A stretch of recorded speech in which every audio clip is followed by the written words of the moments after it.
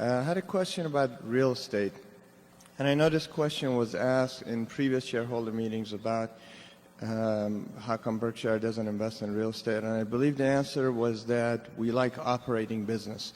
So I want to make my question a little bit more specific towards commercial real estate. So considering the characteristics of larger size commercial real estate investments like REITs that can have the behavior and financial returns of an operating business, why not invest in real estate? Is it because you just don't like the returns, or the business is just not attractive?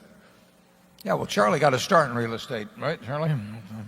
Yeah, I would say, number one, that in a corporation like Berkshire that's taxable under subchapter C of the Internal Revenue Code, owning real estate is grossly disadvantaged compared to owning it directly by individuals such as yourself.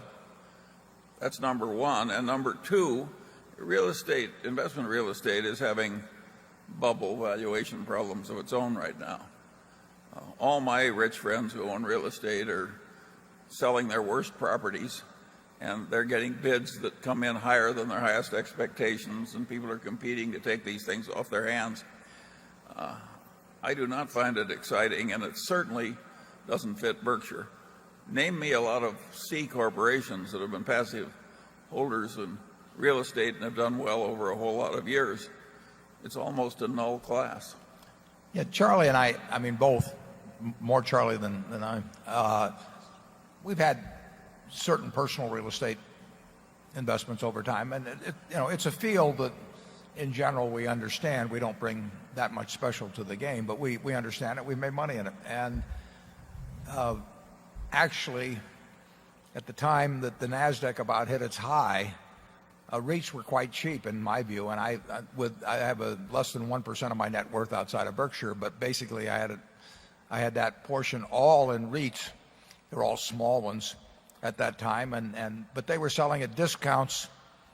At that time, they were selling at discounts to the values of properties, and those values of properties were much more conservatively figured than today. Today, you have very fancy prices on real estate, and on top of that, you have the REITs often selling at a premium to those. So I regard REITs as quite unattractive now, certainly compared to 5 or 6 years ago. But that's a group of securities. So that's for an individual, you regard them as unattractive. Yeah. And for a corporation, that much more so. Yeah, right. The situation's changed dramatically from 5 or 6 years ago. I mean, the stock market, in many respects, from the 1999-2000 period is down significantly. REITs are up significantly. REITs were very unpopular 5 or 6 years ago. Now they're popular, and it's better to pay attention to something that is being scorned than something that's being championed. And there's really been a big change in the REIT situation in the last 5 or 6 years. And the REITs have phony accounting. Otherwise, we love them. Yeah. You don't want to bring up anything in these meetings. Number 9.